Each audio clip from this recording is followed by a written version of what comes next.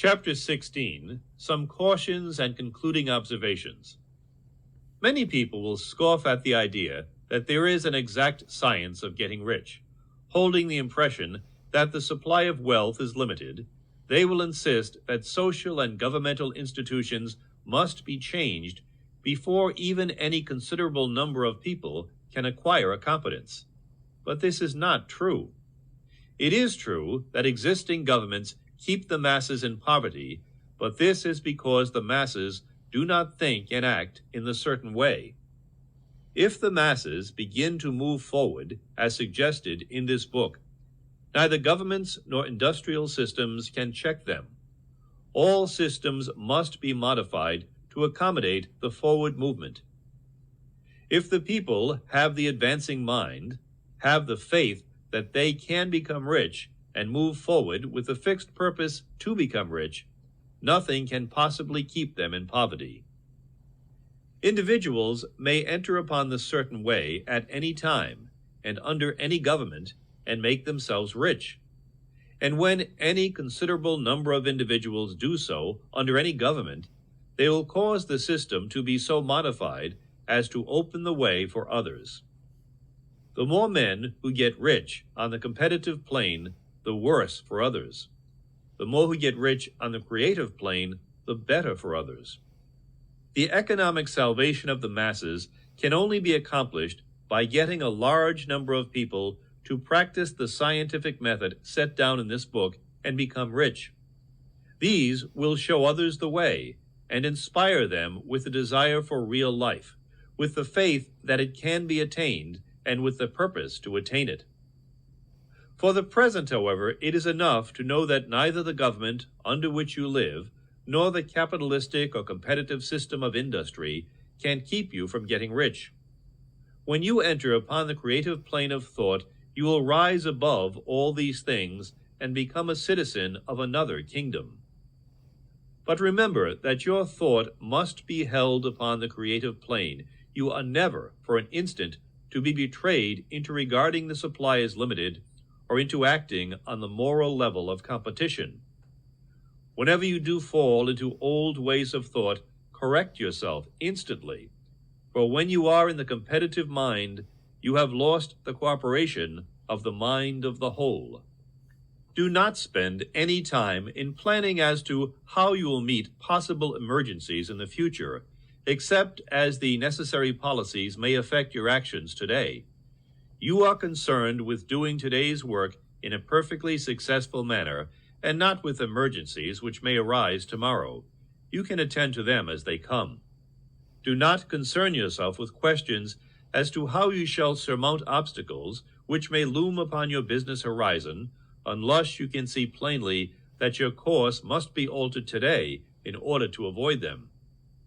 No matter how tremendous an obstruction may appear at a distance, you will find that if you go on in the certain way, it will disappear as you approach it, or that a way over, through, or around it will appear. No possible combination of circumstances can defeat a man or woman who is proceeding to get rich along strictly scientific lines. No man or woman who obeys the law can fail to get rich, any more than one can multiply 2 by 2 and fail to get 4. Give no anxious thought to possible disasters, obstacles, panics, or unfavorable combinations of circumstances. It is time enough to meet such things when they present themselves before you in the immediate present, and you will find that every difficulty carries with it the wherewithal for its overcoming. Guard your speech. Never speak of yourself, your affairs, or of anything else in a discouraged or discouraging way. Never admit the possibility of failure, or speak in a way that infers failure as a possibility. Never speak of the times as being hard, or of business conditions as being doubtful. Times may be hard and business doubtful for those who are on the competitive plane, but they can never be so for you.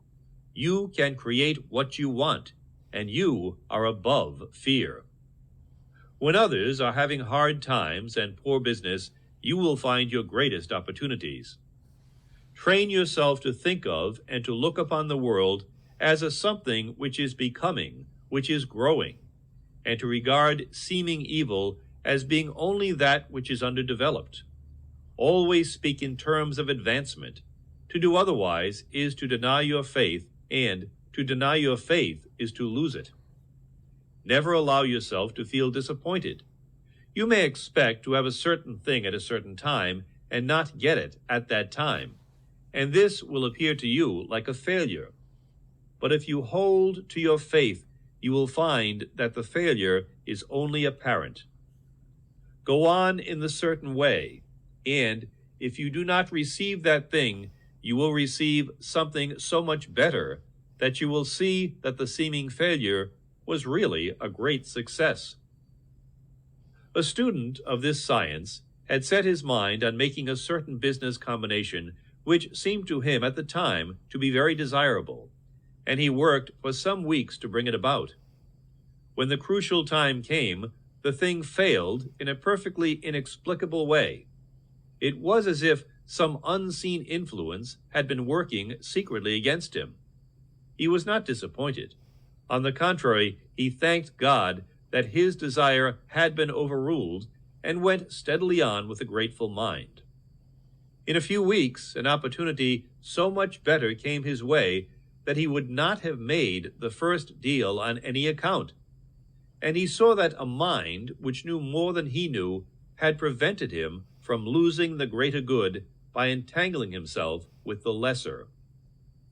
This is the way every seeming failure will work out for you, if you keep your faith, hold to your purpose, have gratitude, and do every day all that can be done that day, doing each separate act in a successful manner. When you make a failure, it is because you have not asked for enough. Keep on, and a larger thing than you were seeking will certainly come to you. Remember this. You will not fail because you lack the necessary talent to do what you wish to do. If you go on, as I have directed, you will develop all the talent that is necessary to the doing of your work. It is not within the scope of this book to deal with the science of cultivating talent, but it is as certain and simple as the process of getting rich.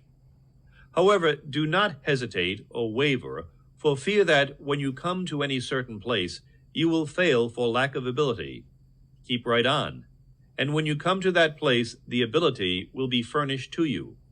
The same source of ability which enabled the untaught Lincoln to do the greatest work in government ever accomplished by a single man is open to you.